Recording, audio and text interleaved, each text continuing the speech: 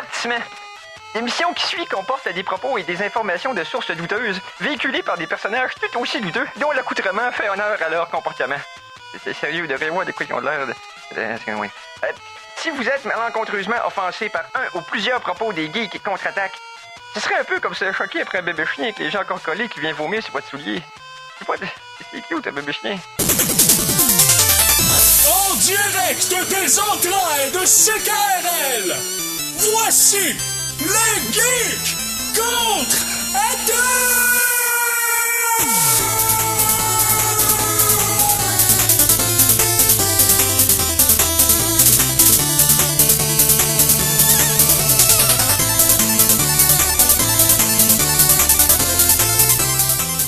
Alors samedi le 3 juin 2017, bienvenue à cette nouvelle édition des Geeks Contre-Attaque, version estivale. Il est 14h, nous sommes déjà là. Non, on fera pas 2h30, c'est juste qu'on va finir 1 heure plus tôt. Mais on commence 1 heure plus tôt, donc ça reste pareil. 90 minutes tout l'été, ça va être le fun. Et pour notre première de l'été, on est pratiquement full house. Pratiquement tous les réguliers sont là, on va avoir du fun à jaser ou pas beaucoup de fun en gang. Donc, on va commencer tout d'abord avec là, je sais que on n'entendra pas Simon. Simon est en studio.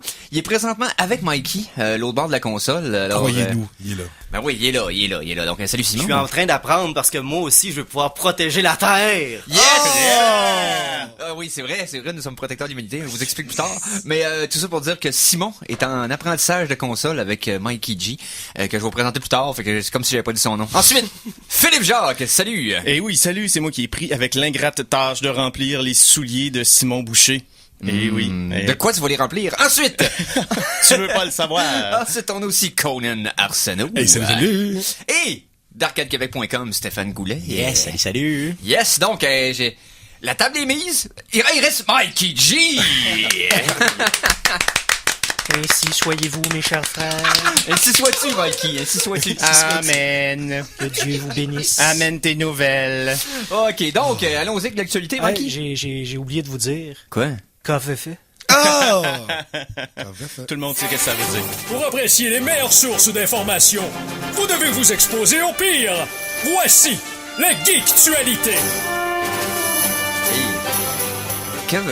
Est-ce que vous avez piché cette référence-là à 6 pieds dans les airs, fait que ça me passe au-dessus de la tête? C'est à la suite d'un tweet de Trump qui s'est potentiellement échappé dans, il a fait une erreur de frappe, mais il a quand même envoyé son tweet qui parlait de press coverage, supposément, on sait pas ce que ça veut dire, mais il dit press coverage, envoyé enter. Despite the negative press coverage.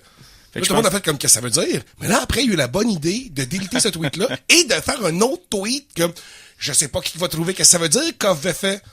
Là, what the fuck? Pourquoi tu l'as délité si tu l'acknowledges après? Puis là, après ça, Sean Spicer s'est fait demander la même journée par les journalistes. Là, tu sais, c'est qu'est-ce que ça veut dire, là, coverage, là? Oh non, mais c'était pas une erreur, là. Le président et quelques personnes bien choisies savaient qu'est-ce que ça voulait dire. Ciao! Il s'est fait rire d'en face. Il y a une séquence, là, qu'on l'entend, les journalistes explosent de rire. Oh, c'est con. C'est magnifique. Je suis sûr que le président s'est endormi avec son son téléphone dans les mains. Est-ce que vous me permettez une blague en anglais? Sur Trump? Bien sûr. OK. Donald Trump goes into a bar OK. and lowers it. Donc! J'étais pas prêt, j'ai failli cracher mon nom. Hey, Voilà. C'était bon. C'est tout, voilà. J'aime ça.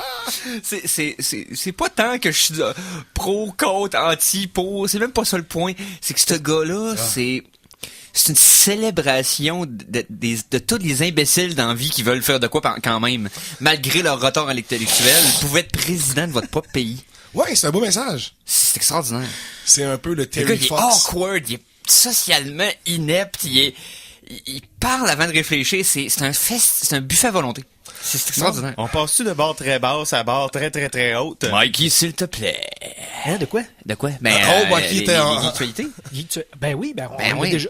On l'a fait? Déjà On l'a dedans. déjà. Hey, Oui, j'ai oublié qu'on l'avait joué! Wow! OK, ça commence bien l'été. Nous avons tous été feintés. Ouais, c'est la preuve, vous pouvez aussi en tant qu'imbécile être chef de votre propre émission de radio. Donc! Arrête de faire un coffre-fait de toi-même. Ouais, non, c'est ça, je vais arrêter, je vais... Donc, c'est passé d'autres choses? Oui. Il se passe de quoi de vraiment cool ce soir vers 5h55 heure de l'Est. Troisième match des séries, non? Non, il y J'ai a remis à 6h66, là, mais ça... il y a un lancement de fusée aujourd'hui et ce n'est pas n'importe lequel. Donc c'est la capsule Dragon de SpaceX qui sera lancée aujourd'hui même. Et ce qui est spécial avec cette capsule-là, c'est qu'elle a déjà été lancée précédemment. Donc c'est une capsule récupérée. C'est un relancement. Oui. Et avant, ce qu'on faisait, c'est que on lançait la capsule. Après ça, on la détruisait, on récupérait des pièces, je sais pas comment ça fonctionne, mais on la relançait pas. Et le principe de Elon Musk, c'est de récupérer le plus de pièces complètes possible pour économiser dans les coûts. Et si elle est capable de refaire un autre tour de la Terre, ça va littéralement être du recyclage. Hein, c'est un recycle. Hein, Est-ce que c'est la capsule qui aurait atterri sur la mer directement? Sur la plateforme. Sur la plateforme. Ça, c'est la fusée Dragon. Okay. La fusée... non, t'as peu... C'est pas Dragon. C'est Dragon, pas c'est la Dragon, capsule. Scorpion? Un nom c'est un nom d'insecte badass, donc voilà. Ça prend des noms badass. Il a déjà réussi à récupérer les fusées, mais pour l'instant, les fusées vont continuer d'être neuves pour les prochains lancements jusqu'à temps que le concept soit vraiment éprouvé. Mais pour les capsules, c'est une première. Donc, quand on aura une vraie fusée complète qui est réutilisée et qui revient sur Terre, ça sera un grand succès. Mais on regarde ça... ce soir, sur le site de la NASA, ça va être en direct. Ils commencent à faire un espèce de press conference où ils vont regarder ça vers 16h30. OK. Autre chose, t'es pas dans... Stéphane, t'étais pas venu nous parler de quelque chose aussi? Tu voulais nous plugger tôt? Oui, c'est très Parce qu'on important parle d'en d'événements parler. locaux aussi. Oui, bien les sûr, événements bien locaux. sûr. Aujourd'hui, il y a un événement qui est organisé par les gens du GeekFest Québec. Ça s'appelle la Nocturne. Ça commence à 18h ce soir. C'est vraiment, comment je pourrais vous dire, une célébration geek, clairement, mais qui se promène vraiment, on se promène dans les rues du vieux Saint-Roch, de Saint-Roch, du nouveau Saint-Roch, pardon. Pourquoi j'appelais ça le vieux Saint-Roch? C'est le nouveau, avec un O, Saint-Roch. Donc, les gens qui sont impliqués, là, on a le Level Up qui est là, le Fanamanga aussi qui est impliqué, la Korrigan, le Cercle, le bar, le McFly. C'est quoi le nom? Rappelle-moi le nom de l'événement. Ça s'appelle la Nocturne. La Nocturne. Exactement. Donc, c'est... bon. On peut aller se promener dans les différents commerces que je vous ai jasés. C'est complètement gratuit. Ce qu'on fait, c'est qu'on va vraiment... Il y a plein d'activités. Donc, exemple, au Level Up, il y a un tournoi. On joue, un tournoi de gaming. Okay. Au McFly, on a des gens qui... on peut jouer aux arcades, bien sûr. Puis, on a prendre un verre sur place. Ce qui est bien, ce que j'ai adoré, c'est que on peut acheter une carte qui était en prévente à 10$, que j'ai acheté à ce moment-là parce que je suis cheap, mais que on peut maintenant se procurer aujourd'hui pour 15$ et qui donne accès... Tu n'es pas cheap. Tu es économe. Appelons ça comme ça. Opportuniste. Yes. Et ça donne accès à plein de goodies là, dans des différents endroits. Donc, exemple, au Level Up, on a une entrée gratuite ainsi qu'un verre de bière. Je pense qu'au McFly, on a un shooter et tout ça. Donc, on invite les gens à aller se promener justement vraiment dans le Nouveau Saint-Roch, d'aller découvrir le Nouveau Saint-Roch aujourd'hui avec cet événement-là. Et ce sera aussi un test pour le Geek Fest parce qu'on se souvient que le Geek Fest de Québec, il y en a eu à Montréal dernièrement, mais le Geek Fest de Québec, la dernière édition était en 2014.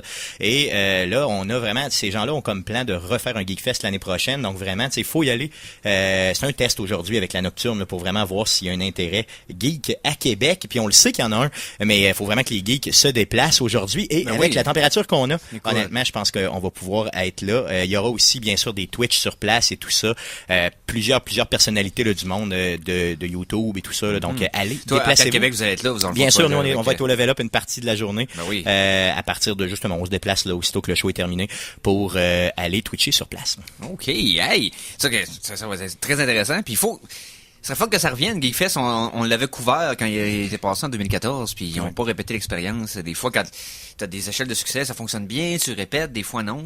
C'est comme, ça serait le fun qu'il y ait un petit... Et ce qui est bien aussi, si vous achetez le fameux billet qui vous donne plein de goodies dans tous les bars, vous aurez un rabais pour l'entrée au GeekFest en 2018. Deux questions par rapport à ça. Où est-ce qu'on peut l'acheter? On peut l'acheter dans les différents partenaires, justement. Okay. Donc, vous pouvez l'acheter au Level Up directement sur place. Sinon, il y aura aussi des kiosques un peu partout là dans le Nouveau-Saint-Roch où vous pourrez justement vous procurer. Ils sont à combien? 15$ pour aujourd'hui. Puis comme je vous dis, moi, je les ai eu à 10. Pour le vrai, je les ai pas payés. Mais bon. Les scoops au Geek Contre-Attaque. Parce que je suis tellement big, j'ai sauvé 10$. Stéphane. Je voulais dire big, je voulais dire gros, là. Beden, là. Non, je sais. on vous invite à venir nous voir. Au moment où ça m'aurait coûté moins cher, je me l'ai fait donner. Effectivement, c'est ce qui m'est arrivé. Merci. Bravo. Parle-moi de Donc, chance. là, Stéphane va passer une partie de la prochaine chanson à fouiller à terre, trouver sa dignité. Puis nous autres, on va passer en musique, s'il te plaît. La chanson de la semaine! Chanson de la semaine numéro 1. Et là, je vais me promener dans Overclock Remix pour commencer le show avec un premier remix d'un nouvel artiste qui a enfin posté une chanson sur laquelle il travaillait depuis plus d'1 an, qui était trop gêné de poster sur Overclock. Il s'appelle Dark Echo. Et c'est sur un jeu qui a une place en particulier dans l'histoire du jeu vidéo, dans le sens que c'est l'ancêtre des... c'est l'ancêtre d'une sorte de jeu, il était tout seul dans sa table. Est-ce que quelqu'un se souvient de Lemmings? Ben oui, Oui. bien sûr. Lemmings, qui est un jeu particulier, on va dire ça comme ça. Ce style-là, c'est pas nécessairement répété. C'est vrai que c'est dur à décrire comme style en comme 3 mots, là, tu sais. Le seul parallèle que je pourrais faire, c'est peut-être avec les Worms. C'est ça, c'est Worms, mais... C'est pas tout à fait le même principe. Pas tout à fait le même Non, principe. c'est ça. tu sais. C'est D'ailleurs, juste ils ont essayé de le refaire sur PlayStation Vita dernièrement. Lemmings Et c'était ou très, Worms? Lemmings, pardon. Lemmings. Et c'était très raté. Les Ah contrôles ouais. étaient très mauvais, malheureusement. Mais moi, c'est une série que j'avais adorée là, dans les années 90. Ben oui. C'était difficile, puis c'était le fun de toutes les faire sauter à la fin. Ben, c'est le principe de Lemmings. Donc, on va entendre une pièce tirée du jeu qui s'appelle Extension Party. Donc, de Dark Echo, on écoute ça sur les ondes des geeks. Contre-attaque.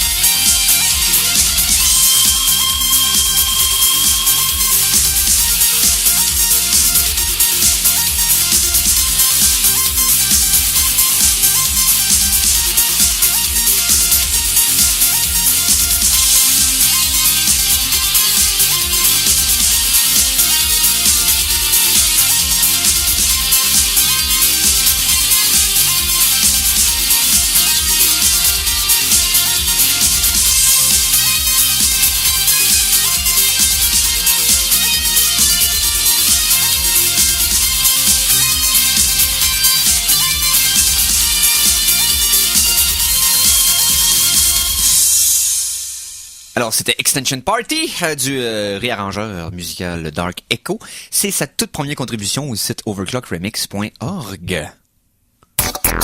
Parce que t'as toujours un petit creux. Les Geeks Contre-Attaque sont fiers de te présenter leur soupe minestrone pour le cerveau. Chronique en vrac! On a plein d'autres petites nouvelles en vrac. On fouille dans notre sac, pas de thématique en particulier. Donc, come on, bring it on! J'y vais. Vas-y, mon homme, j'en ai une après. Je vais commencer par dire le nom de la fusée de Elon Musk. C'est le Falcon 9. Donc, c'est ça que j'avais oublié. C'est des noms de base de James Bond. C'est le volcan. C'est pas le nom de quelque chose, moi. C'est ça, le nom d'un gun dans un... Anyway. Parlant de trucs un peu invraisemblables, vous vous souvenez, il y a quelques semaines, j'étais arrivé avec l'infâme curse des Power Rangers. Oui. Eh bien, on a failli avoir des développements de ce côté cette semaine. Il y a quelqu'un qui est arrivé au Phoenix Comic Con avec des armes qui a réussi à passer des vrais guns. Ils ont toutes des armes, là, mais la ils sont en plastique. sécurité. Et lui, cette personne-là, avait comme objectif de tuer des flics corrompus et aussi, une de ses cibles était Jason David Frank. Qui est Jason David Frank? Eh bien, c'est le Power Ranger vert original. Pourquoi? Parce que cette personne-là était bien sûr dérangée mentalement et elle se prenait pour le Punisher. Et Je vois le lien tout de elle a suite. passé la sécurité. Cette personne-là a passé la sécurité avec ses armes. Et quand il s'est fait arrêter par la police, il dit: moi, j'ai le droit d'avoir des vraies armes au Comic-Con. Je suis le Punisher. Ouais. Parce que tu sais, parce que le pire, là, c'est ce que le vrai Punisher dirait. Puis dans le temps de Marvel, le monde fait comme, ouais, c'est vraiment lui. Mais c'est ça que ça fait dans la vraie vie. Ouais. Quelqu'un qui veut faire ça. Mais le Punisher est quand même problématique. Je sais pas si vous aviez vu ça il y a quelques années, un peu durant le moment du Black Lives Matters, le mouvement justement des policiers qui avait tué des personnes noires. Il y a eu le Blue Lives Matters, qui était pour protéger la vie des policiers. Et puis on décide de partager plein de memes puis d'images. Puis ils arrêtaient pas d'utiliser le Punisher comme étant la référence tough, mais c'est parce qu'il y a toujours quelqu'un qui leur disait: ouais, mais les gars, ce gars-là, il suit pas les lois. C'est un criminel. C'est un bum. Fait que c'est un meurtrier aussi. D'ailleurs, je me suis ostiné avec une faction de policiers sur Facebook à ce sujet qui voulaient utiliser le logo du Punisher dans leurs affaires de fierté policière.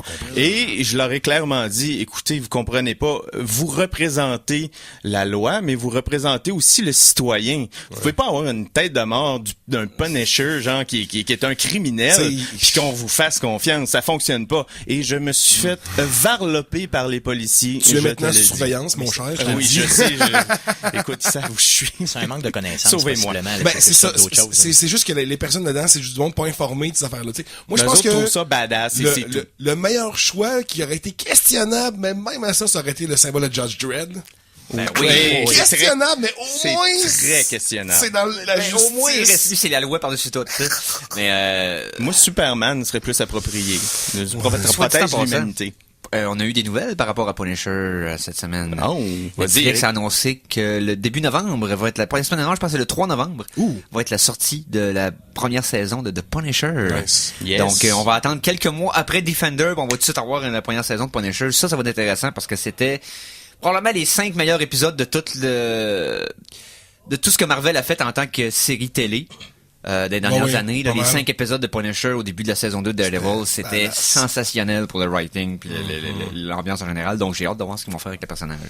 J'ai une petite nouvelle rapide. Vas-y, mon homme. Je sais pas, moi, j'ai un très intense metalhead. Alors, je connais bien le festival de Wacken en Allemagne. Tu connais plus le festival que le pays. Ouais. En Germanie. J'ai failli dire, c'est mon anglais qui prend le dessus de mon français parfois. Oui, vas-y. Et c'est un très gros festival annuel. Et cette année, ils ont fait des rénovations pour l'équivalent de 1 million sur le terrain. Et une de ces améliorations-là est un pipeline. Et pas n'importe quel pipeline, c'est un pipeline temporaire qui va servir pour la bière. Nice! Mon rêve. Ce pipeline-là va être capable de transporter en moyenne 400 000 litres de bière. Wow. Alors, ça va favoriser le transport et bien sûr, il y aura pas de grosses machineries lourdes, il y aura pas de, ça va être beaucoup plus simple. Alors, si les gens du Festival d'été de Québec m'entendent présentement, s'il vous plaît, moi je veux mon pipeline de bière, ok? Ouais, c'est juste que le pipeline de bière, il arrive d'où, là? Ben, ils le mettent ailleurs. Il arrive de l'Ouest, il arrive de l'Alberta. Ah ouais. Et s'il y a un pipeline de bière... T'as pas entendu parler de la fameuse bière bitumineuse? S'il y a un pipeline de bière, d'ailleurs, je une vais faire un croche par La chez noire des prairies. C'est une stout très, très, très épaisse. All right. OK. Nice. Hey, oui, parce que je viens de voir, tu sais, moi, les gars, vous connaissez comment que j'aime beaucoup les robots dans la vie, parce que je sais clairement que c'est nos futurs maîtres, donc je prie kiss ass pour être sûr que je survis, que je sois le seul, un des seuls humains. Comment il s'appelle? C'est un Ken Brockman de toi-même. Ouais, exactement. Ben Simpson, là, quand oui, quand tu fais la nouvelle sur les extraterrestres qui sont supposés arriver. Oui. In hope they will spare my life. Ouais, c'est ça. Un nouveau robot qui est sorti, qui s'appelle DexNet. Ce robot-là, ce qu'il y a de particulier, c'est qu'il y a une précision de prise d'objet à 99,9%. Donc, c'est un robot qui, avec je sais pas comment bien traduire neural network, là, un réseau neuronal. Un réseau neural. C'est pas neural? Neuronal, je pense en anglais. Je suis pas sûr. En tout cas, c'est pas grave. Cette affaire-là, corrigez-nous. Il se sert de ça pour faire 6,7 millions de points sur les objets. Donc, il peut vraiment, tu sais, on le voit prendre des trucs comme la pâte à modeler, tout ça, des choses que les robots avaient extrêmement de difficulté à prendre comme du bon, parce que malgré que, tu sais, comme prendre quelque chose puis sentir le feedback de force, là, c'est tellement complexe à faire comme chose. C'est bien plus difficile qu'on pense que c'est, tu sais, avoir un objet qui peut le calcul inconscient et la pomme, quand je la prends après X, tu sais, pression, elle m'explose dans les mains. C'est le genre d'affaire que tu veux que les robots comprennent dans le futur, parce que c'est eux qui vont nous opérer, là. C'est eux autres qui vont aussi nous serrer la main. Oui. Tu veux pas qu'ils l'écrasent. C'est ça, quand ils vont te faire ton entrevue, genre. Voilà. Si jamais ils veulent manger des pommes. Oh, ouais, mais c'est leur moyen. C'est la pomme, c'est à ça qu'on pensait. Ben oui, évidemment. Donc, DexNet, on sent que les robots commencent vraiment, tu sais, c'est vraiment le robot qui est le plus agile et le plus fin dans ses manipulations. Plus habile de ses doigts. Exactement. Alors, on est littéralement à l'ère digitale. OK. C'était pas drôle, mais c'était adéquat. Ouais, c'est adéquat. Donc, DexNet 2.0. J'ai un petit lien vers ça, l'ère digitale. Parlant d'ère digitale, il y a quelqu'un qui est un YouTuber un peu débile, là, qui a fait il a utilisé Ultimate Epic Battle Simulator pour mettre 20 T-Rex contre 10 000 poulets. Ouais, OK, t'as peu. Les gars, qui vous pensez qui gagnent entre 20 T-Rex et 10 000 poulets? C'est vrai que... L'alarme du poulet, je veux dire, c'est quoi ça, Ultimate Battle Simulator? C'est un... Tu peux peut-être plus le jeu que moi, là, vraiment moi. pas. Mais en fait, c'est juste mentionné dans mon article, mais j'ai jamais J'ai entendu parler vu de des ça. simulations, OK. mais C'est disponible sur Steam pour ceux qui sont intéressés. Ouais. C'est un genre de plateforme faite par avec l'engin Unity Ouais. que quelqu'un a fait. Au fond, il a pris 3-4 environnements différents, un château, une montagne, une plaine, etc. Et il a mis des genres de templates, des genres de par défaut des soldats, mettons, avec tel stat, Ouais. des animaux, des différentes époques. Là, tu choisis le nombre que tu mets, t'es mets à deux places, puis ils se battent. Simule la bataille, tu vois le résultat. Puis chacun a des points de vie de quête, puis plus que ça avance, son projet de jeu, c'est un jeu qui est encore en développement, c'est un jeu qui est encore en bêta, et il continue de rajouter différentes créatures au mix. Tu peux avoir des trolls de Warhammer là-dedans, Ouais. tu peux avoir des... Il a ajouté des éléments de d'autres jeux qui existent déjà. Ben, ouais, J'en ai ouais, vu de Fallout beaucoup, Ouais, Fallout c'est 4 là, avec des les Deathclaws qui se battaient contre mettons d'autres. Mais types le de gars, c'est personnages. juste une plateforme comme neutre, dans laquelle il sac des ennemis là-dedans, puis ça se bat, puis toi tu peux jouer avec ça. Voilà. T'amuser avec Ouais. ça. Donc, Donc 4 T-Rex 20 T-Rex T-Rex contre 10 000 poulets. contre 10 000 poulets. De taille l'attaque- normale, là, C'est les l'attaque poulets du sont- poulet. C'est l'attaque du poulet que je veux savoir combien il fait de points de vie, combien Ben, il attaque. j'imagine que ça doit au minimum, là. Avec son Il doit avoir bec. Ça doit être un peu plus les tortues. Parce qu'il y a Dans des le fond, tortues dans le jeu. Moi, aussi. j'ai regardé le vidéo, puis c'est vraiment ça. Les poulets se mettent en rond autour des pieds du T-Rex, puis ils picossent. Jusqu'à ce qu'il tombe. Puis Mais- les T-Rex, ben, ils rouvrent la gueule, puis quand il afferme, il y a un Mais tas aussi, de quand ils, plumes qui revolent. Quand ils frappent à terre, ils font du Parce que moi, dommage. je pense Ouais. que si on y va de façon réelle, Ah. un T-Rex versus 20 000 poulets, il fait tout. Ouais, mais c'est parce qu'il peut juste en tuer un, pas un, mais un certain petit nombre à la shot, et ça devient comme épuisant à toujours se pencher la tête à terre pour en tuer 16 ou 17. Ouais, mais c'est comme c'est des piles, là, tu te nourris, en mangeant tes... Je te dis, il peut les écraser avec ses gros pieds aussi. Mais aussi, c'est parce que les vrais poulets feront jamais du vrai dommage avec sur leur petit bec sur un vrai T-Rex. Ben, c'est la peau du T-Rex, c'est trop épaisse. Ils n'auront jamais non plus l'intérêt de l'attaquer. C'est un peu ça l'idée. Ils vont juste dire « Maman! Maman! » Mais bref. Donc, qui gagne? J'imagine que c'est les poulets, là, si on pose la question. Ben oui, c'est les poulets. Okay. Les poulets? Il en reste même une coupelle à il en reste pas mal. Il en reste pas mal. Ah ouais. J'estime leur nombre à 20 000. Ben, c'est sûr que dans un univers de jeux vidéo, pis si je me rappelle la franchise Zelda, tu peux pas sous-estimer les poulets. Et jamais c'est une pire erreur que tu peux faire à sous-estimer Fable aussi. Oui, c'est vrai. Les poulets Destroy. C'est vrai. On fait une pause là-dessus? Oui, donc. OK, on fait une pause. On va revenir après avec du cinéma, des jeux vidéo, des niaiseries, bref, les geeks contre-attaquent. Alors attention, ici c'est François Pérusse et ce que vous écoutez en ce moment, c'est les geeks contre-attaquent. Fait que, watch out. À CKRL 89,1.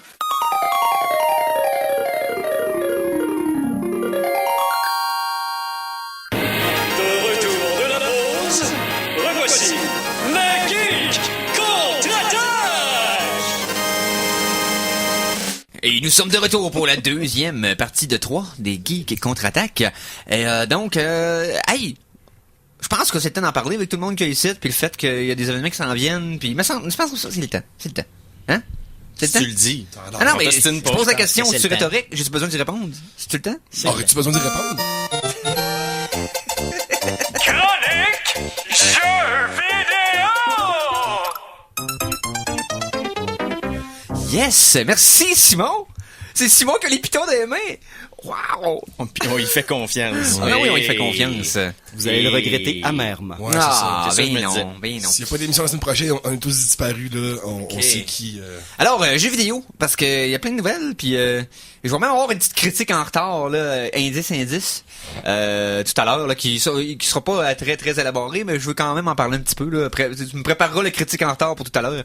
Donc, jeux vidéo, actualité, qu'est-ce qui se passe? Yes, dans le fond, plusieurs choses. Je sais que vous avez parlé du E3 la semaine passée. Yeah. Le E3, cette semaine, on a su que Sony allait nous sortir sur 85 écrans aux États-Unis et au Canada leur conférence live, donc au cinéma. Vous pourrez vous-même acheter vos billets et aller voir la conférence live au cinéma. Malheureusement, ça n'a pas lieu à Québec, mais pour les chanceux de Montréal, donc si les ondes radio se rendent à Montréal ou si on est des auditeurs à Montréal, vous pourrez bien sûr l'écouter. Donc ça va au Canada, on a Montréal, Toronto, Winnipeg et Calgary qui sont les villes visitées. Est-ce que tu penses que ça va être suffisamment gros pour justifier un déplacement au cinéma pour voir ça? Je veux dire...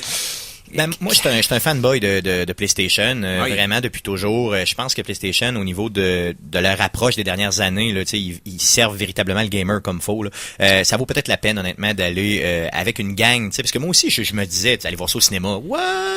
Mais d'un autre côté, imagine que c'est 1 heure, 1 heure et demie, généralement, les conférences.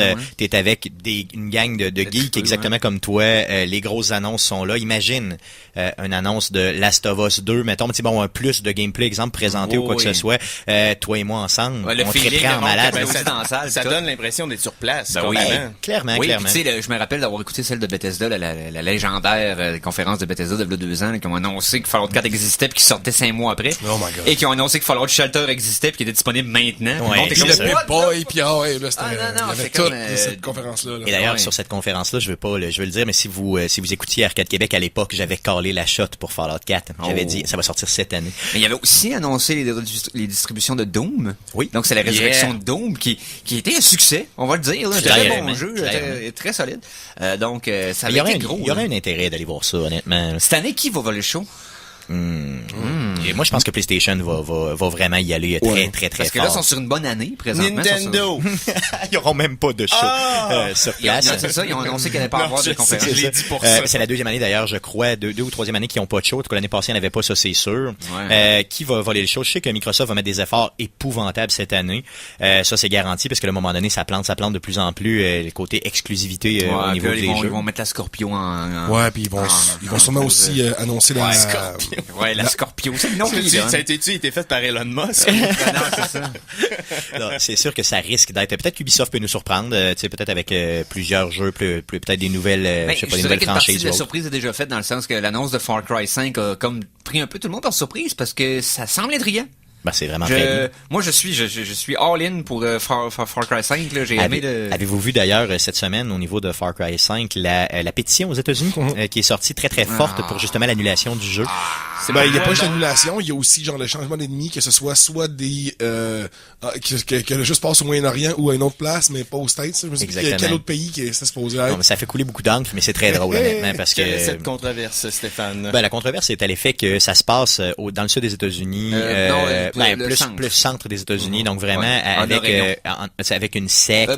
Montana, pardon, c'est ça, yes, Montana, avec une secte qui, dans le fond, une secte religieuse là, qui serait très très agressive là et tout ça. Donc, tu sais, plusieurs personnes réagissent au fait que ce sont des Américains les méchants, que ce soit surtout des blancs américains, donc très très religieux et tout ça. Puis il y a des gens qui réagissent à ça. Donc, peu de gens là, on s'entend là, bien sûr. Non, c'est les journalistes essaient de faire une histoire qu'il n'y en a pas là, comme quand il y avait eu Resident Evil 5. En Afrique? Oui, bien sûr. Ouais, c'est ça. Que là, il disait que c'était raciste parce que le jeu se déroulait en Afrique. Donc, nécessairement, les victimes du virus étaient de race noire. Mais non, ça a l'air qu'il fallait pas les mettre ennemis. Oui, mais c'est parce que ça arrive là. C'est vrai, ça, c'était... Il y en a beaucoup des controverses comme ça. Il y a beaucoup de controverses comme ça. Puis il y en a de plus en plus, tu sais, qui touchent le jeu vidéo. On se rappelle, il y en a plein dernièrement. On pourrait faire carrément un sujet là-dessus au complet. J'ai écouté un vieux film des années 80 hier. Puis vite comme ça, je me suis dit, il y a tellement de films des années 80 qu'on pourrait plus refaire aujourd'hui parce que c'est tellement politiquement incorrect à tous les niveaux.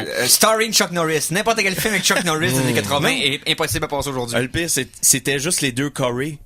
Corey ça implique une fille qui boit trop dans leur char. Il se passe des trucs louches. Ouais. Très louche. Avez-vous d'autres news? Oui, Comic-Con de Montréal qui s'en vient. C'est du 7 au 9 juillet prochain, donc très près. On va avoir un acteur slash... c'est plus un acteur maintenant qu'on peut dire. L'acteur qui fait Trevor dans GTA 5 sera là. Donc Stephen Hogg sera présent sur place. Pour ceux qui ne le connaissent pas, c'est Trevor justement. Donc, et il a aussi joué dans Walking Dead. Je le savais pas honnêtement parce que j'écoute plus Walking Dead depuis... aussi dans Better Call Saul. Oui, c'est vrai, il a joué là-dedans. OK. Quel rôle qu'il fait? Il fait un des thugs qui est interrogé par Mike. C'est vrai? Dans le parking souterrain. La première saison. Oui, la première saison. Il fait aussi une super bonne pub de Old Spice. Je savais même pas. Sur YouTube, c'est le nouveau gars de Old Spice. Mais ce qui est extraordinaire, c'est que le gars ressemble à Trevor. Clairement. C'est vraiment son body. Oui, c'est clairement, c'est sûr. Il a joué dans Westworld aussi, Law and Order. Donc, tu sais, plusieurs. C'est vraiment un acteur à la base là qui ont pris justement pour faire le. Tout à fait. D'ailleurs, tu dis juste Westworld. J'ai écouté le film original des années 70. Non, mais moi j'ai aimé ça. Tu sais bien. Mais c'est pas la même chose que. Le rythme est très lent. C'est pas la même chose que la série télé. J'ai pas vu la série, mais moi j'ai trouvé le film qui valait la peine d'être vu. Rome World, là, c'est un petit peu... Moi, j'aime ça, le fait que c'est western sci-fi. À l'époque qu'ils l'ont fait, c'est une grande idée hybride qu'on tripait dans les années 80-90, que le monde essayait, l'idée mais des années 60. Disneyland des robots. Hein. Ah ouais, c'est puis que le robot, c'est ça, il passe d'un monde à l'autre. Exact. C'est vraiment... Mais All Over, ce film-là, le vieux film, est-ce qu'il vaut vraiment la peine autant que la série? Jamais la vu autant que la série. Je suis pas d'accord avec Conan, mais je suis pas le même genre... On n'est pas le même genre de cinéphile. Moi, j'aime les vieux films. Qu'est-ce qui fait Conan que tu l'as pas aimé? Qu'est-ce qui fait que... Il y a plein de choses que, tu sais, genre, ce film-là est daté, là, terriblement. Au point de vue des dialogues, au point de vue du rythme. Tu sais, il y a plein de films des années 70 que t'écoutes encore, t'es comme... Même s'il est daté, c'est pas parce qu'il est daté qu'il est pas bon. Ça fait partie des films que c'est daté, puis comme, les affaires datées, là, les effets spéciaux, je les ai trouvés corrects. Si t'es fan de films de western spaghetti, ok, les films de 60-70. C'est un incontournable. C'est-à-dire, il fait partie peut-être du top 10 qu'il faut que tu aies vu. Avec la trilogie de Sergio Leone, Man with No Name, avec les 7, les Magnificent Seven. Aussi. Butch Cassidy and Sundance Kid, etc. Il y en a une couple de classiques comme ça, là. Il est au travers. D'ailleurs, le robot principal qui est joué par... il reprend un de ses rôles, dans le fond, carrément. C'est la version robot d'un de ses rôles dans un des films que tu viens de mentionner. Exactement. Mais là, on est dans une chronique jeux vidéo. Oui, c'est vrai. Yes. T'aurais pas dû dire Westworld. Oui, on vient de déraper, effectivement. Mais c'était bon pareil, tu sais. Oui, c'est excellent. Mais la série, d'ailleurs, c'est HBO qui fait ça, c'est ça. J'ai adoré. Meilleure série 2016. Oui, clairement. Question de ramener jeux vidéo. Je veux faire de quoi? Vas-y. est-ce qu'on peut passer le thème de critique en retard, s'il vous plaît? Oh! On n'a pas le temps de tout voir, tout jouer, tout entendre. C'est la raison pour laquelle nous vous présentons la critique en retard!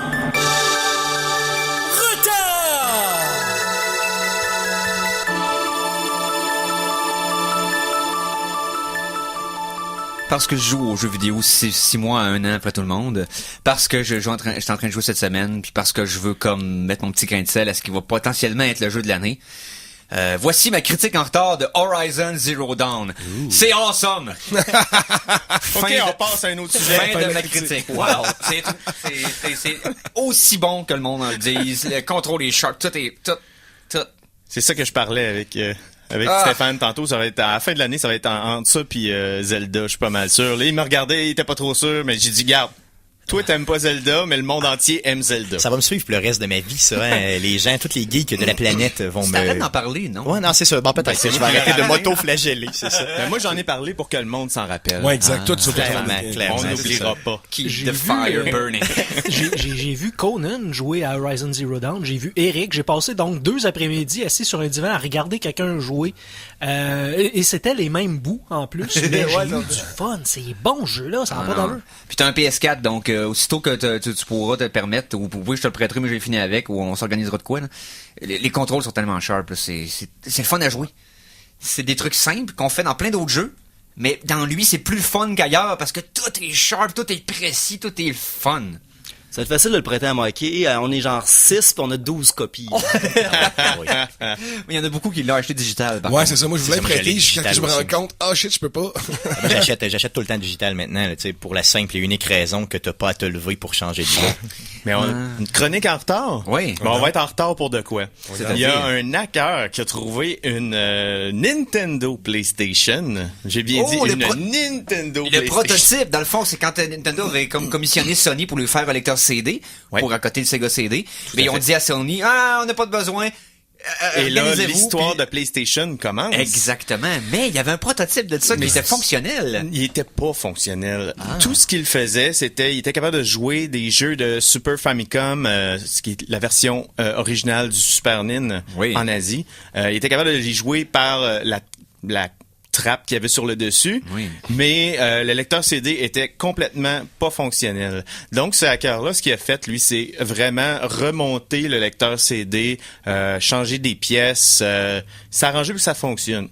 Maintenant, son Nintendo PlayStation fonctionne. Sauf que il y a jamais eu de jeu, puis il y a personne qui a trouvé de traces de jeu. D'ailleurs, il y a un des jeux de Secret of Mana qui a commencé sa vie, qui était supposé sortir sur cette console-là, mais qui a fini par sortir autrement.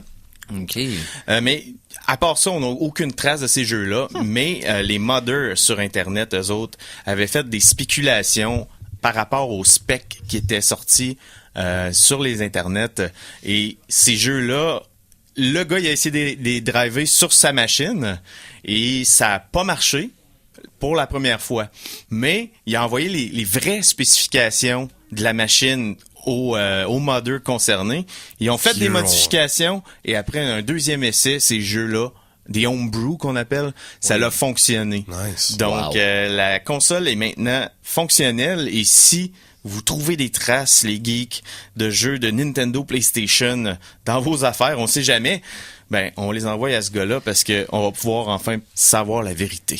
OK. Wow. On met l'emphase sur le jamais de on sait jamais. Donc, hey, donc, on peut toujours espérer. On y va-tu un petit peu en musique? Oui, down. Let's go. Oui, down. La chanson de la semaine 2! 2-3 petites questions à vous poser avant le début de la chronique. 1. Est-ce que vous comptez aller au cinéma en fin de semaine? Y avez-vous été hier? Est-ce qu'il y a un film en particulier qui serait intéressant à aller voir au cinéma? La réponse, est-ce que Harry Gregson Williams a quelqu'un de sa famille qui fait de la musique aussi? Et j'ai réponse à toutes ces questions. Hey. Wonder Woman est au cinéma cette fin de semaine. Je m'en doutais. Et selon toute vraisemblance, selon les critiques qui ont vu le film de façon préemptive pendant cette semaine, semblerait qu'enfin, on a un film legit de DC qui est juste un bon film en soi. Un bon film lui-même. Bonne histoire, bon dialogue, bon setup. Les acteurs sont sur la coche. Il y a un début, un milieu puis une fin.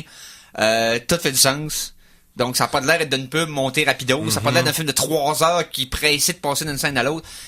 Il semblerait que Wonder Woman est bon. C'est important qu'elle soit. On avait parlé dans nos chroniques précédentes dans les mois derniers. Donc, Wonder Woman, la trame sonore, composée par Rupert Gregson Williams, qui, s'il n'est pas parenté avec Harry, je serais très étonné. Harry Gregson Williams, qui, by the way, le chef d'orchestre derrière les trames sonores des plus gros jeux de Metal Gear Solid ever. Le 2, le 3, etc. Donc, solide, mais aussi au cinéma avec quelques autres films d'ailleurs. Okay. Donc, on va écouter la tune qui nous avait introduit au personnage de Wonder Woman dans Batman vs Superman. Pas la tune thème-là. Mais non, pas Linda Carter. Non, pas celui-là. Puis qui se met à tourner. Ouais. Ok, non, c'est pas ça. Donc, on va y aller avec la pièce de la trame sonore du film qui sort cette semaine. Donc, Wonder Woman's Rat de Rupert Gregson Williams. Et c'est au Geek contre-attaque.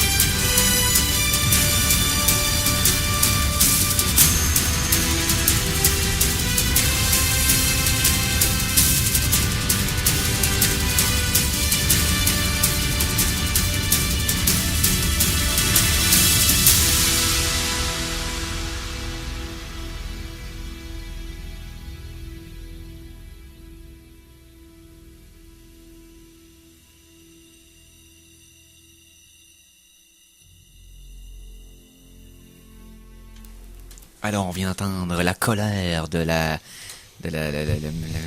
merveille féminine. C'est Wonder Woman's Rat. Donc, de Rupert Gregson Williams. Ça, c'est tiré de la bande sonore du film qui est présentement à l'affiche. Et on est content qu'il fonctionne. On est content qu'il soit bon. On espère qu'il va y avoir un beau box-office en fin de semaine. Puis on espère qu'il va savoir. Je souhaite qu'il y ait un impact super positif sur le genre pour que ça soit plus un genre qu'on se demande plus si est-ce que c'est une femme, c'est un gars, c'est un gay, whatever quoi, que l'identité sexuelle d'un super-héros soit irrelevant, ça, c'est si cool, il est cool, on le met à l'écran. C'est plus important, Eric, à l'ère d'aujourd'hui. Là, il y a eu une autre controverse là, par rapport à Wonder Woman sur les internets. Il y en a eu plein par rapport à Wonder Woman. Il y en a eu plein. Ses dessous de bras il était rasé. Là, l'Internet est devenu en feu, man. Mais il y en a une qui est arrivée sur Wonder Woman. C'est parce qu'elle porte pas son costume ultra américain des comics des années 80 avec quasiment le drapeau américain rappé autour de son corps. Et puis là, il y a des Fox News ont déclaré que c'était pas assez patriotique à propos d'un personnage grec qui vient d'un monde magique. C'était pas bien un drapeau. Fait qu'une fois de plus. On est blancs pis on est fâcheux! Au Montana, Far Cry!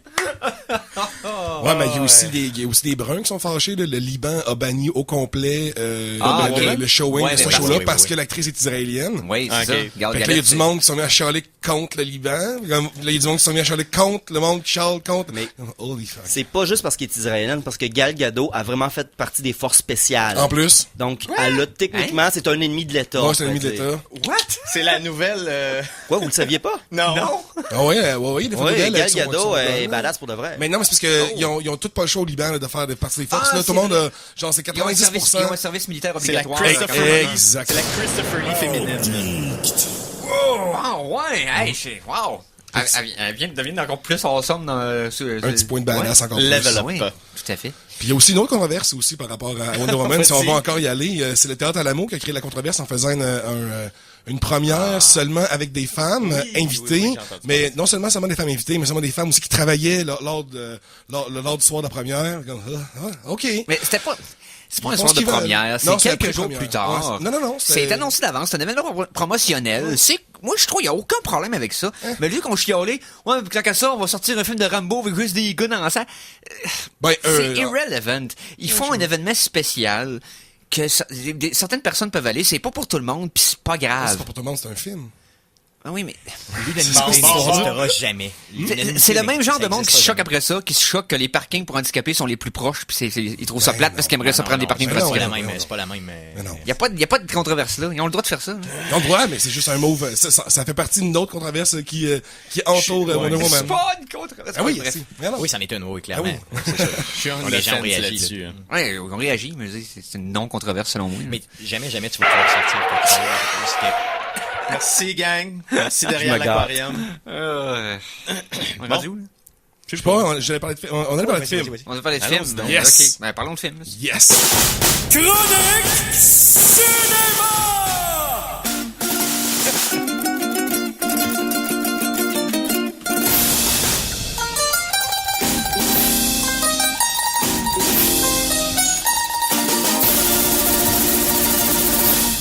Alors, donc, parlons cinéma. Oh yes. Fait que, autre chose. Ouais, ben moi j'ai vu 3 films cette semaine. Un pas très bon, un qui m'a surpris, puis un que je veux absolument parler de parce que personne ne connaît, puis je suis tellement dans un buzz de Neil Gaiman qu'il faut que je réponde aux nouvelles.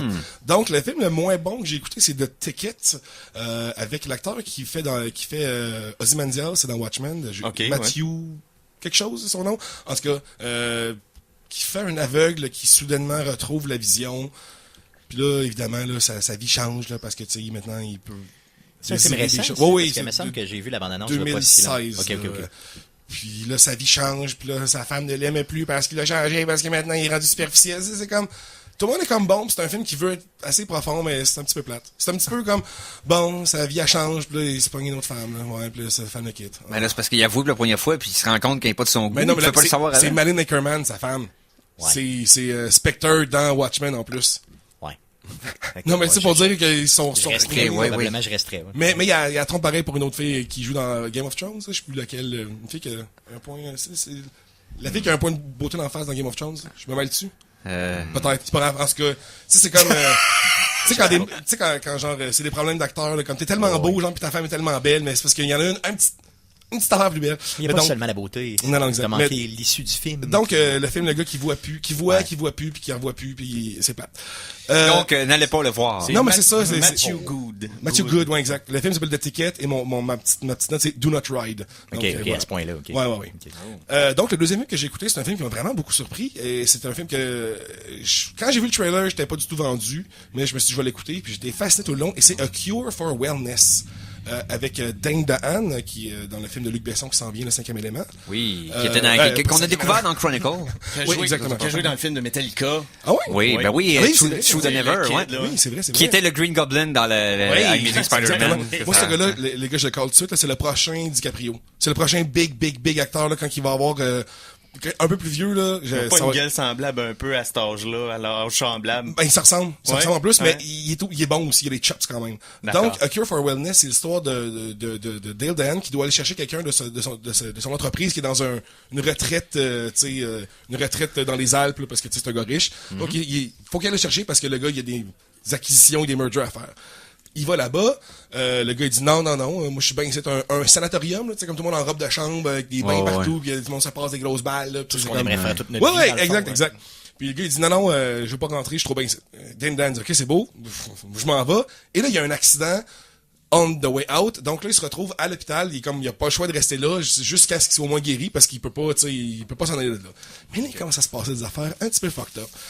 Tout le monde, c'est des thérapies à l'eau, donc tout le monde boit de l'eau tout le temps. L'eau est extrêmement importante dans ce film-là. Mais là, ça commence à... Je veux pas trop vendre de punch, parce que moi, ça m'a quand même surpris, mais il y a des petits éléments qui font penser, tu sais, ça commence un peu à vol au-dessus de nid de coucou, dans le sens que on est dans un asile, tu sais, c'est du monde, un asile. Un environnement fermé. Ça vire un petit peu, pas surnaturel, mais tu sais, surréel, une petite affaire, mais pas trop sans être dans le surnaturel. Paraît que la cinématographie de ce film-là est sensationnelle, et c'est pas un pacing de film qu'on est habitué à voir au cinéma dans des films qui sont autres qu'indépendants. Mais c'est ça, je comprends pourquoi ça a pas marché au cinéma tant que ça, ce film-là. C'est un film, au cinéma, c'est un peu bizarre. C'est long, c'est 2 heures et quelques, là, tu sais, Puis c'est d'ailleurs, quand j'ai regardé tantôt le réalisateur, c'est Gore Verbinski, lui qui a fait le premier Pirate des Caraïbes. Ben lui qui a fait le remake de Ring. Yes! OK, ben oui. Qui était extraordinaire comme remake d'un film japonais. Revoyez The Ring, ce film-là a pas pris une ride. Et la façon qu'il installe le suspense, puis qu'il construit, est juste, c'est un chef-d'œuvre, là. C'est un masterpiece. Excellent film. Pas pour rien qu'il est encore beaucoup aimé, là, mais Verbinski, mais les Pirates des Caraïbes aussi, bien sûr. C'est un bon réalisateur. Puis quand il s'attaque à des affaires plus marginales comme ça, c'est quand même le fun de voir que c'est fait sous les mains d'un maître en la matière. Donc, le film que tu nous parles là, avec est-ce que c'est parce que c'est difficile à vendre, tu sais, en termes de film, je veux dire, tu sais, la bande-annonce doit rien dire ou à peu près pas. Ouais, à peu près pas, mais c'est parce que c'est des vibes, c'est très très, tu sais, c'est du monde dans un asile. C'est pas un film qui donne nécessairement une vibe de oh my god, ça a l'air le fun, là. Ça a l'air plus d'un film angoissant du monde qui, tu sais. Puis en plus, le timing est vraiment lent, justement. Tu sais, ça prend son temps au bout. Il y a vraiment des super longs plans, là, vraiment, des fois. Mais tu dis que l'eau est tout le temps présente dans ce film-là. Est-ce que c'est un film de propagande pour l'homéopathie, tu penses? Ben, il y a clairement de quoi par rapport aux traitements médicaux, genre par rapport à l'autre. Tu sais, comme ils disent jamais homéopathie, ben peut-être qu'ils disent un peu, mais tu sais, c'est sûr et certain que c'est un regard très très narcissique, très cynique sur tous les modes de médecine alternative, justement. Là. Ah, intéressant. Mais, OK, bon, Cure for Wellness. A Cure for Wellness, c'est une belle surprise. Puis ton troisième? Ouais, parce que là, moi, ce temps-ci, les gars, je suis dans un trip de Neil Gaiman, après, parce que je suis en train d'écouter American Gods, que je sais pas si je n'ai parlé en honte, mais oui, je n'ai parlé 2 semaines. Il y avait la série Preacher qui est sortie il y a pas longtemps aussi, qui était bonne, quand même. C'est une coche au-dessus de Preacher, puis Preacher, c'est up there. American Gods, c'est la meilleure série de 2017. Puis justement sur un trip de Neil Gaiman que j'ai relu des affaires de lui, puis j'ai écouté un film que personne n'a vu. Et c'est un film qui est sorti en 2007, qui est sorti un peu, il est passé en dessous du radar parce qu'on était comme dans la fantasy fatigue. Genre, tu sais, après 3 ans de Lord of the Rings, Narnia 1, 2, 4, 5, 6, 8, les chroniques du compas doré, qui vont, tu sais, comme tout, il y a eu une espèce de, ils ont ouvert les portes. Oui, c'est les rip-offs de Lord of the Rings avec Eragon. Les Eragon et tout ça. Cette fois que j'avais oublié celui-là. On était toute tannés de la fantasy. Fait que quand il y a un bon film comme ça qui est sorti, il est passé en dessous du radar. Ce film-là est réalisé par Matthew Vaughn, lui qui a réalisé Kingsman. Qui a réalisé X-Men First Class. X-Men First Class, qui a réalisé Layer Cake. Tous des super bons films. Oui. Et puis Stardust, c'est vraiment de la fantasy Fantasy très très tu sais, tantôt on parlait de on est des blancs mais on est fâchés, mais ça c'est vraiment de la fantasy très très européenne. Il va prendre plein de choses puis il va faire des histoires fantaisiques avec des histoires de fantasy avec, mais toutes des choses qui sont comme communes à nous autres. Tu sais, mettons, c'est un gars qui est en amour avec une fille, mais elle l'aime pas. D'ailleurs, le gars principal, c'est Charlie Cox, qui est Daredevil. Oui, il y a vraiment une grosse distribution de ce film-là. Le film, oui, mais t'as De Niro, t'as Michel Pfeiffer. C'est Stardust. J'ai pas dit encore. Ouais, De Niro, Michel Pfeiffer. Oui, qui fait la narration. Il y a Peter O'Toole. Il y a un paquet de monde, parce qu'il y a aussi 7 frères, là, qui sont tous des acteurs awesome. Donc, Charlie Cox, une fille qui l'aime pas, il dit, pour te prouver mon amour, tu sais, il voit une étoile filante, je vais aller chercher l'étoile filante. Ben, quand il sort de son village, ben, l'étoile filante, c'est Claire Danes. C'est quelqu'un. Puis il va la trouver, c'est toi l'étoile qui s'écrasa, ok, ben, tu sais, viens-ten, je veux te ramener à ma fiancée pour la prouver que je l'aime. Puis en même temps, il y a des sorcières qui ont vu... c'est threesome, mais c'est en tout cas. Puis en même temps, il y a des sorcières qui ont vu l'étoile, qui disent, oh shit, nous on s'en vient vieille, on a besoin de la lumière de cette étoile pour se rajeunir. Il y a un des 7 frères qui est Mark Strong, qui est le frère de Fast de Andy Garcia, mais c'est pas son frère. Mais ouais, qui est aussi dans Kingsman d'ailleurs. Oui, exactement. Donc, il y a lui qui est genre un des 7 frères du Sistine pour savoir qui va être le prochain roi, qui court après. Il y a plein de gens qui courent après l'étoile, puis lui... Fantasy, là, c'est comme ça existe pas, puis il y en a pas assez. Stardust. Et c'est le film parfait pour écouter avec une fille, les gars. Oh. Ah, ouais. C'est le vrai film parfait de fantasy pour écouter avec une fille, là, autant que La Princesse Bouton d'Or. Mais que les gars vont apprécier. Oh, c'est gros, là, ce que oui, non, c'est la grande romance, là, awesome, là, c'est la grosse histoire de romance, là. Mais que les gars vont apprécier aussi, là. Ah oui. C'est ça qui est bien. Il y a tellement des bonnes jokes, il y a tellement de bons pacing, il y a tellement les effets spéciaux sont corrects. Tu sais, c'est 2007, donc ça n'a pas trop vieilli, mais il y a un paquet de monde dans ce film-là. Vraiment, Stardust, personne n'a vu ça. C'est un beau petit joyau. OK. Bon, ben, on check ça. Hey, une dernière petite pause, puis après on revient en chronique de... OK, ben plein d'affaires au Geek qui contre-attaque. Vous écoutez CKRL 89.1.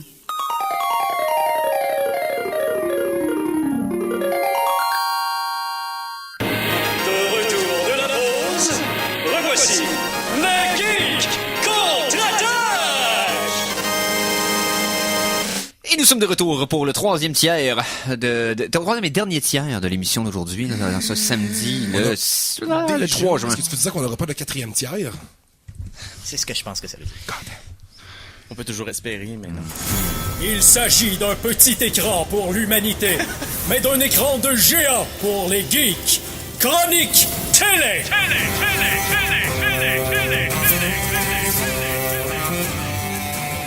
Alors, une petite chronique télé. Puis télé, on va parler en particulier de Netflix aussi, dans le fond. Oui. Là. Parce que, hey, by the way, petite nouvelle comme ça, on parlait de série qui avait été cancellée prématurément un peu plus tôt dans l'émission. Une série qui est quand même très populaire, qui avait été faite par j'allais dire les brothers, mais la famille Wachowski. La famille Wachowski. Sense8 a été annulée après sa deuxième saison. Il n'y a pas une pétition d'ailleurs? Il y a une pétition qui a commencé cette semaine, parce que c'était relativement populaire sur Netflix. Les gens qui l'aimaient vraiment. Avez-vous aimé ça, vous autres? J'ai pas écouté. Moi, j'ai écouté 2 épisodes, puis honnêtement, j'ai vraiment pas embarqué. Je suis pas le public cible. Je trouvais que la prémisse était intéressante, mais j'ai pas été assez intrigué pour écouter la série encore. Puis là, sachant que ça arrête après 2, c'est quand même... Première série était bonne. Si vous dites que c'est populaire sur Netflix, le problème, contrairement aux autres postes, c'est que Netflix, ils ont 100% des statistiques qu'ils ont besoin pour savoir si c'est populaire pour de vrai, contrairement aux autres postes qui ont des sondages. Exact. Donc, si Netflix le cancelle, c'est parce qu'ils ont les chiffres pour prouver que ça l'est pas. Ouais, c'est ça. Que ça justifie pas, mettons, le prix que ça lui coûte à produire. Voilà. Ça, c'est peut-être ça aussi, là. S'il y avait des plus gros chiffres. Mettons, une série qui est pas chère à produire, sont peut-être moins exigeants sur la cote d'écoute qu'ils ont besoin. Ça, là, ça veut genre dire que tout le monde fait juste penser, fait juste dire que non, mais moi je l'écoute, puis c'est trop bon cette série-là. Quand que personne l'écoutait, puis font juste dire qu'ils écoutent cette série-là parce que ils ont peut-être vu 2 épisodes. Puis ils trouvent ça bon. Ça. Moi, c'est ce que j'ai fait. Mais tu signerais-tu une pétition pour une série que t'as écouté 2 épisodes sur 3 saisons potentielles? Non, ça dépend. Si ils retirent la série de Netflix, là, oui, je la signerais. S'ils la laissent là, ben, ok. Là, mais si là, ils font juste la canceller, puis t'as juste écouté 2 épisodes, là. Tu vas-tu mettre un effort? Ouais. Mais les Wachowski, c'est que depuis quelques années, c'est que... Il y a des moments de brillance dans ce qu'ils font, de temps à autre, mais on dirait qu'ils sont un peu comme pêle-mêle avec la façon d'éditer ça pour rendre ça facilement absorbable par le commun des mortels. Cloud Atlas. OK? Bon exemple. Bon exemple. Bon film, d'ailleurs. C'est un très bon film, mais il faut que tu sois préparé, il faut que tu sois très attentif pour suivre tout au complet. Si moindrement t'es un petit peu distrait ou pas dedans, tu vas cligner les yeux au mauvais endroit, tu vas pas comprendre une phrase et ça va te dériver pendant les 15-20 prochaines minutes à pas comprendre ce qui se passe. C'est peut-être ça qui est un petit peu maladroit dans leur façon d'éditer puis de filer le scénario pour qu'il soit fluide. Par contre, les concepts qu'ils ont dans les mains, la façon qu'ils exécutent ces concepts-là, visuellement, ça a toujours été splendide. Les Wachowski ont stylistement parlant, sont toujours sur la coche, mais bon. Mais moi, c'est ce qui m'a attiré dans Sense8 au début, là, quand je voulais l'écouter. Quand j'ai écouté les 2 premiers épisodes, d'ailleurs, ça avait l'air de coûter excessivement cher. Ils se promènent partout dans le monde. Il y a des shots il y a une grosse distribution, là. Il y a du monde dans ce film-là, dans cette série-là, pardon. Ouais, c'est ça, mais bon, que voulez-vous? Que voulez-vous? Ben, c'est-à-dire, ça semblerait que ce qu'on veut, le monde c'est ça, le monde veut une autre saison de 6 ans. Mais bon. Malgré tout. Non, ce qu'on va parler, de série, mais on va parler de quelque chose d'un peu plus, quelque chose qui s'en vient. Ouais, c'est ça, de quelque chose de pointu. Précisément. Alors, parmi nos auditeurs, on le sait qu'on a des fans de Star Wars, mais on a aussi des Trekkies. Et on va parler à vous en particulier, les Trekkies, parce que après un long congé, Star Trek sera de retour sur le petit écran dans les prochains mois. On rappelle que la dernière série de Star Trek était Enterprise dans les années 2000. D'après moi, ça a été cancellé après 3 saisons en 2001 ou dans ce coin-là. Là. Ouais, c'est ça. C'est pas jeune. Non, donc ça fait depuis ce temps-là qu'on n'a pas de série de Star Trek. Mais là, c'est officiel. Une nouvelle série de Star Trek va connaître le jour sur Netflix ici au Canada, sur CBS du côté des Américains. Et la bande-annonce est sortie en mai de cette année. Et c'est intéressant. Et la réception est mitigée. C'est le mieux que je puisse dire. Parce que autant toi, tu trouves ça intéressant, autant moi, je trouve ça complètement aberrant. Ah ouais. C'est quoi le concept? Le concept, qu'est-ce que Star Trek Discovery? Alors, le concept, c'est de patcher le trou qu'il y a en Enterprise, qui était le premier crew de l'Enterprise dans l'espace qui va explorer les confins de l'univers. Et la série originale, c'est 10 ans avant la série originale. Et à ce qu'on sait, ce qui a été annoncé officiellement, c'est que c'est sur la Prime Timeline. Donc, pas sur la timeline qu'on appelle la Kelvin Timeline, qui a été établie par J.J. Abrams. Ouais, par les films de J.J. Abrams. Ok, oui. Parce que j'étais comme, il y a des timelines différentes dans Star Trek, mais j'avais oublié. Oui, c'est ça. Okay. L'événement dans les films qui a changé un peu la continuité de la série des films ne compte pas là-dedans. On est dans la vraie continuité originale. Ouais. Mais ça n'avait pas été fait de façon maladroite, par contre. J'avais aimé la façon qu'il avait amené ça dans le premier Star Trek, dans le film de J.J. Abrams. J'ai trouvé qu'il y a beaucoup de concepts de voyage dans le temps qui ont été faits beaucoup plus maladroitement au cinéma que celui-là. Mais peut-être que les Trekkies sont beaucoup plus sévères que moi à l'égard de ça. Je suis très sévère en tout ce qui est Star Trek. Je suis extrêmement sensible et je ne suis pas seul. Je suis backé d'une centaine de milliers de fans sur Internet qui a trouvé ça extrêmement insultant. Parce que, justement, on dit que c'est sa Prime Timeline, mais tout ce qu'on voit est flashy, nouveau, propre, technologique avancé. Les Klingons sont complètement changés pour l'occasion. Okay. On parle pas juste du look des Klingons, on parle de leurs costumes, on parle de leurs armes, on parle de leurs vaisseaux. Wow. Okay. Tout est changé. Et je pense que c'est là que le bas blesse pour le fan ultime de Star Trek. Tu viens me dire que c'est la Prime Timeline et tu fais semblant que tout est correct. Tu te fous de la continuité et tu me fais ça un peu maladroitement à la J.J. Abrams. Je dirais qu'avant de juger, c'est sûr que d'avoir vu un épisode, ça aiderait. First. Oui. Parce que c'est juste une bonne annonce. Et pour ce qui est du look visuel des Klingons, je sais pas, mais... parce qu'on est une race, ok? Mettons, les humains, c'est une race, ok? Tu peux en prendre deux là, qui vont être diamétralement opposés visuellement, mais ils sont de la même race quand même.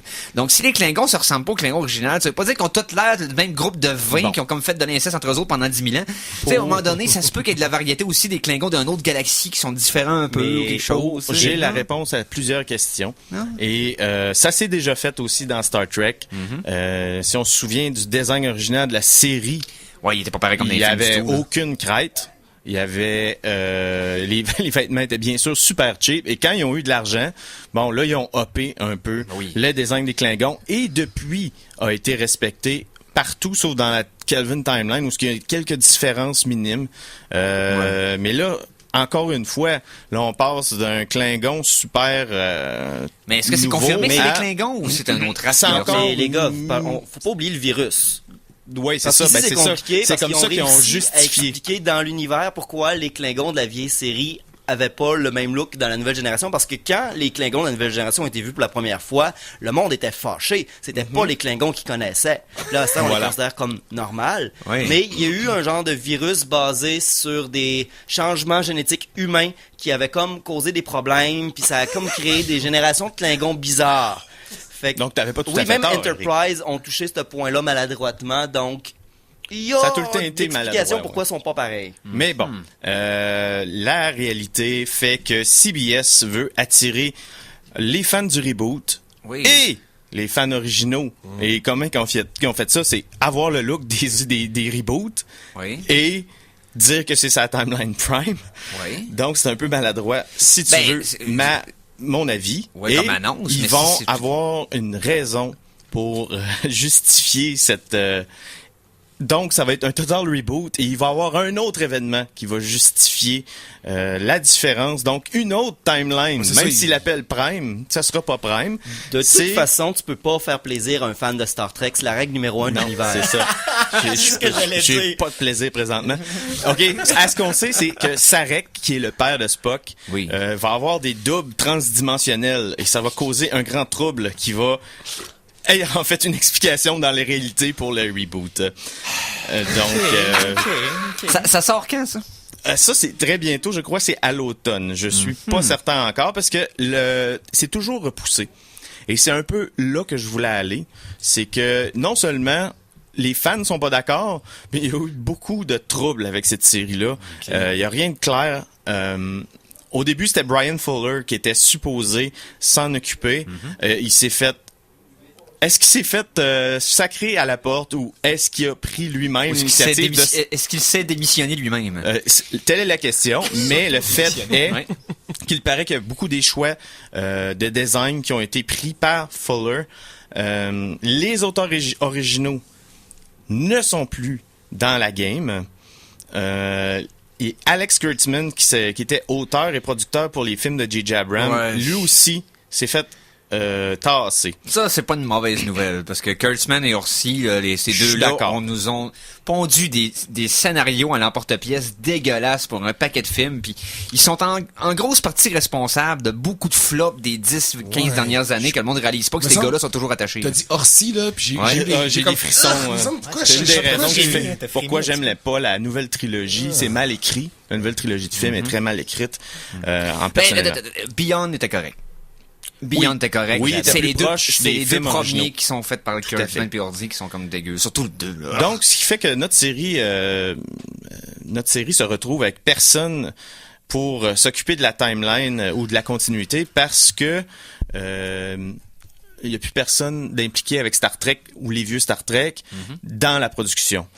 Mais c'est un peu ça, pour ça que CBS fait le reboot. C'est pour éviter d'avoir des problèmes de continuité avec les vieilles séries. Donc lui, il se rend la tâche un peu plus facile. Mais ça, et le break était suffisamment long pour comme avoir un nouveau départ légitime plutôt que d'avoir encore à faire une référence 20 ans trop tard, à prendre des acteurs qui sont du full vieux, d'essayer de les faire un âge moins. C'est toujours un peu comme boboche un peu quand il essaie de faire ça, alors que là, on commence from scratch. On part de quoi avec la mythologie qu'on connaît, mais on part ailleurs. Assumez-le que c'est un reboot. Mais c'est pas vrai qu'il y a pas personne qui suit la continuité parce que ils ont engagé quand même Nicolas Meyers qui était responsable de Star Trek 2. Ça fait longtemps ces rumeurs-là. Puis je pense qu'il est déjà out. Ça ici, c'est une entrevue du 2 juin. OK. Puis en plus, non seulement il est engagé, il aide à la continuité, il participe au script de Discovery, mais en plus, il a même laissé comme un indice à un autre projet Star Trek. Mais tu vois que la production a encore des délais puis c'est pas encore terminé parce qu'il y a eu des reshoots justement massifs à partir de l'épisode 4 parce qu'ils ont fait des test screenings et la réponse a été extrêmement négative. Donc comme tous les films des 10 dernières années. Oui, mais amener Meyer est une bonne idée et peut-être que ça va amener quelque chose de nouveau et de cool là-dedans. Mais c'est ce qu'on va voir. Comme je te dis, il y a rien de sorti encore et on va le dire. Star Trek Beyond n'a pas vraiment réussi au box-office autant que Paramount aurait voulu. Ouais. Et c'est désormais financièrement risqué pour ceux qui sont derrière la cravate et les décisions. Il avait sorti une drôle de date d'ailleurs. Il avait comme juxtaposé un film très très populaire l'année passée. J'arrive pas à me rappeler lequel. Mais il était mal placé dans la grille des aussi, après le deuxième Star Trek, c'était quoi donc? Into Darkness, qui a vraiment eu des réactions négatives. Je pense que les fans étaient un peu échaudés à aller voir Beyond. Ouais. Mais pourtant, je sais pas, les personnages sont quand même cool. La façon qu'ils ont comme buildé ça, surtout dans le troisième, c'est vraiment du développement de personnages. Parce qu'ils les isolent à 3-4 endroits en groupe. Beyond, à part la fin qui m'a un peu fatigué, j'ai trouvé excellent. Personnellement, je pense que c'est le haut point de cette série-là. Je dis pas qu'il y a aucune bonne idée ou rien de bon dans la nouvelle trilogie de J.J. Abrams. Je te dis que personnellement, moi, je préfère pas ça et que maintenant, la production de Discovery s'en va dans un chemin un petit peu hasardeux à mon goût. OK. J'imagine que ça fait un petit pont transitionnel vers une pièce musicale que tu nous as amenée. Ça. Avant... J'ai 2 minutes. Ma pièce est vraiment courte, fait que je vais en profiter pour finir ce que je disais. Paramount aussi, il était un peu effrayé par Axanar, qui est un fan short qui s'appelle Prelude to Axanar, qui a été fait par des fans, financé par des fans et qui a été en crowdfunding. Ils voulaient faire un film Axanar et tout le monde qui ont vu ce short-là se sont dit « Wow, ça c'est Star Trek vu par des gens qui savent qu'est-ce qu'ils font. » Dans ce projet-là, il n'y a pas Grant de Mythbusters qui joue là-dedans? Non, ça c'est un autre fan. C'est un autre. Okay, il y en a 2-3 séries qui vont vers le parallèle des séries originales. Là, je parle... Axanar parle d'une bataille entre la Fédération et les Klingons, une bataille décisive. Et en tout cas, Paramount a gagné sa poursuite et depuis ce temps-là, c'est plus ou moins pertinent parce que ils auront plus les fonds pour le faire. Et il y a aussi The Orville qui est une série de Seth MacFarlane qui s'en vient, qui est de la compétition pour la prochaine série puisque ça va être une série humoristique, une parodie un peu à la Galaxy Quest que je te dirais là. Et Jon Favreau va réaliser le premier épisode. Par la suite, Jonathan Frakes qui était Riker dans Generation va participer. Et d'ailleurs, je suis pro moustache Riker. Moi aussi, pro barbe même. Et Brannon Braga, qui était un peu responsable de tout ce qui s'est fait dans Star Trek dans ces années-là 90. Donc tout le monde est attaché à cette série-là. Moi, je suis plus confiant pour The Orville puis Axanar en fin de compte que pour Discovery. En conclusion. En conclusion, c'est mieux ça que rien. Si je referai un review à la fin quand je l'aurai vu, et je serai honnête. Si j'ai aimé ça, je vais le dire. Je comprends qu'il y a beaucoup de fans de Star Trek qui nous écoutent. Yes, si je peux me permettre, les gars, il y a un super bon podcast qui existe sur Star Trek. La plug. Qui s'appelle Parlons Trek. Ils ont fait 18 épisodes à date. Le dernier épisode date d'avril. Allez les encourager. C'est 1 heure et demie de Trek Power. Je ne suis pas le public cible, mais je pense qu'il y en a peut-être. Je vais aller voir ça. Sur Internet. Je le dédie la prochaine chanson. Yes. Oh, alors, prochaine pièce musicale, s'il te plaît. La chanson de la semaine 3! Merci, Monsieur Boucher. Donc, chanson de la semaine numéro 3, apportée cette fois-ci par Phil Jacques lui-même. Alors, en continuité avec ce que je viens de parler, j'ai amené la chanson thème de la série Star Trek The Next Generation, qui est un dérivé du thème du premier film de Star Trek de Jerry Goldsmith, avec des bouts du thème d'Alexander Courage de la série originale. Et tout ça est réorganisé par Dennis McCarthy de façon brillante. Donc, on écoute ça présentement au Geek Contre-Attaque. Yes!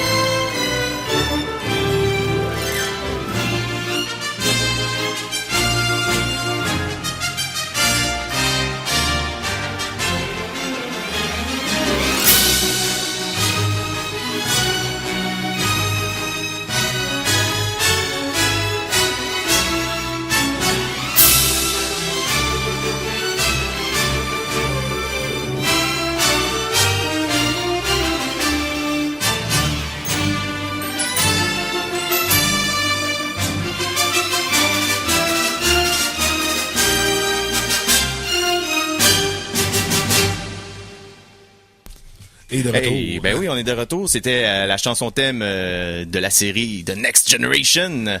Alors, c'est dérivé de la chanson originale de Jerry Goldsmith dans le film 1. Hey, by the way, petite salutation à notre fan numéro 1 depuis quelques semaines. Alors, Virginie qui nous écoute live. Salut Virginie! Oh yeah! Alors, oui, c'est ça. Donc, Virginie Brouillette qui nous écoute live maintenant. Encore à 14h, elle a entendu notre référence subtile la semaine dernière quand on a référé à notre changement d'heure pendant le show. Donc, voilà. Oui, c'était subtil. J'avais pris une voix super... c'est genre vous autres, hein. Tu sais, moi pis toi, l'auditeur. Oh, mon Dieu. Voyons, Stéphane. Vous n'avez pas les geeks avoir l'air des creeps. J'ai entendu parler que Stéphane était célibataire récemment. Les creeps contre-attaque! Défendeur de la galaxie. Ouais, c'est ça. De l'humanité. Ouais, c'est ça. J'ai chaud, moi, là, j'ai chaud. Ah, les protecteurs de l'humanité. Ça va être drôle longtemps, hein. Oui. Ouais. Pour faire une petite référence à ceux qui n'ont pas vu le show, qui n'ont pas écouté le show la semaine dernière, paraîtrait que autour de la Terre, à cause des ondes radio, de radio réelle, ça fait un rang d'écran protecteur autour de la Terre pour certaines radiations solaires. Donc, on contribue à protéger l'humanité à chaque fois qu'on fait une émission sur les ondes FM. Donc, tenez-vous là pour dit. Les gars, tant qu'on s'emboîte pas pour faire un Voltron geek, je pense pas qu'on est si protecteur que ça. J'ai eu peur que tu dises autre chose. C'est bon. Ouais, c'est correct. Parlons d'autre chose, Guy. Parlons d'autre chose. Hey, donc on finit ça avec quel genre de nouvelles? Stéphane, t'as pas quelque chose à mentionner? Oui, ben oui. J'ai une autre nouvelle, bien sûr. Je vais juste réouvrir mon pad à nouvelles. Ouais, c'est ton On pad à appelle nouvelles. communément un téléphone. Ah oui. Yes. Oui. Yes. Donc, je voulais vous parler de Guy Laliberté. Mais pourquoi Mais pas? pourquoi pas? Ça, c'est bien. Pourquoi, en fait? Qu'en parlez-vous? Qu'en pensez-vous? Il est parti une compagnie à Montréal dernièrement qui s'appelait Reflector Entertainment. C'est très, très geek. C'est un miroir avec des cadrans, c'est quoi? Yes. Non. Il va créer 150 emplois avec ça, puis peut-être même 180 emplois dans les prochains mois, dans les prochains 18 mois. Ce qu'on veut, ce qu'il veut faire, c'est vraiment partir des projets un peu comme Ubisoft a fait, exemple, avec Assassin's Creed. Donc, partir, exemple, un jeu, et après coup, en faire un film. Mais là, eux, le faire d'emblée. Donc, de créer des mondes, mais d'utiliser véritablement toutes les plateformes pour ces mondes-là. Donc, le jeu vidéo sera vraiment présent dans les projets. On va avoir aussi, bien sûr, des films reliés aux univers. On parle même de balado-diffusion, donc podcast, de peut-être même de faire des incursions au niveau de la radio et tout ça. Donc, imaginez, vraiment, là... d'emblée, quand on crée un monde, on le crée pas seulement pour un jeu vidéo, on le crée pas seulement pour un film, on le crée pas seulement pour, exemple, de l'audio, d'un livre ou quoi que ce soit, mais on crée un monde complet dans lequel on peut utiliser tous les médias, si je peux appeler ça des médias comme ambitieux. Ça. C'est très, très ambitieux. Et mais comme j'ai compris, en tout cas, ce que j'ai pu lire, là, c'est véritablement que il y avait une grande place pour le jeu vidéo dans cette compagnie-là. Okay. Il y a déjà un projet qui est commencé, qui appelle Hell Fighters. Donc, est-ce que c'est une affaire de pompiers ou whatever, j'ai aucune idée. Là. Qui va justement déjà aller au cinéma. On parle déjà de romans même, de balado-diffusion et aussi éventuellement d'un film. Donc le projet serait complètement, dans le fond, ce serait ça, là, la compagnie est vraiment. Puis lui, tu sais, on s'entend-tu que c'est un visionnaire qui est en mesure généralement d'arriver avec des idées peut-être plus grandioses et d'être capable d'y aller là. Non, je pense qu'il est rien solide. Je pense qu'il est capable de tenir le projet. Au moins, il va être capable de le financer. À flot assez longtemps. Le producteur, j'ai comme pas. C'est Guy Laliberté qui est derrière ça, c'est ça qui est le financier. Ouais. Il finance dans une petite compagnie. Là, ça parle de. C'est quoi, c'est voyons, c'est.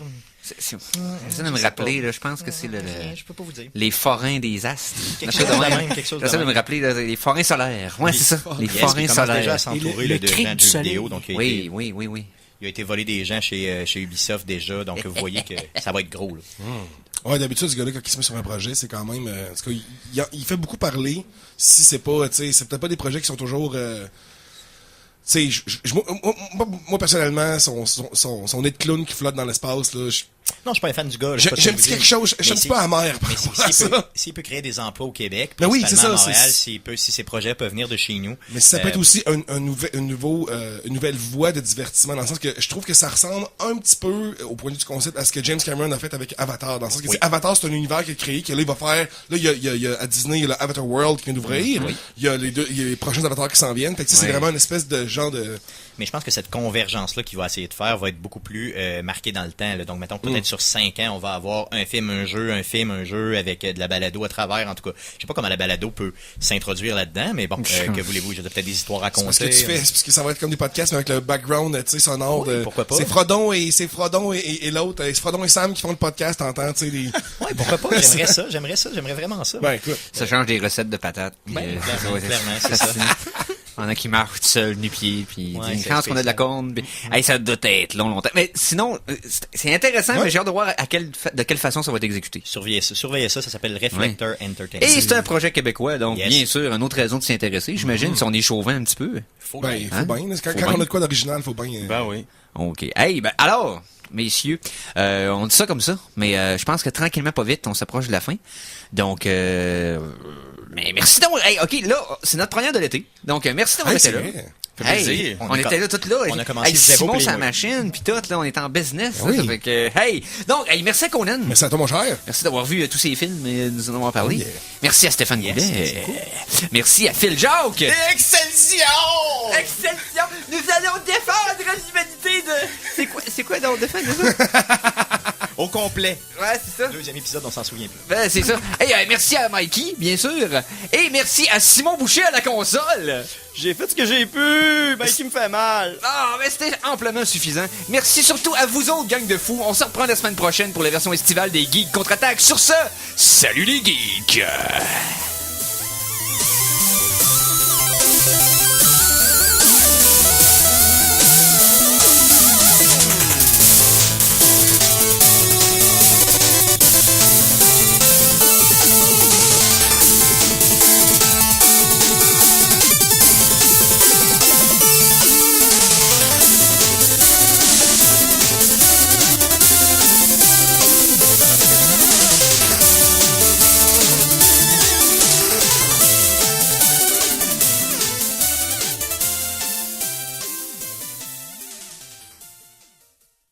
Téléchargez l'émission Les Geeks Contre-Attaque sur ckrl.qc.ca ou abonnez-vous à son podcast sur iTunes.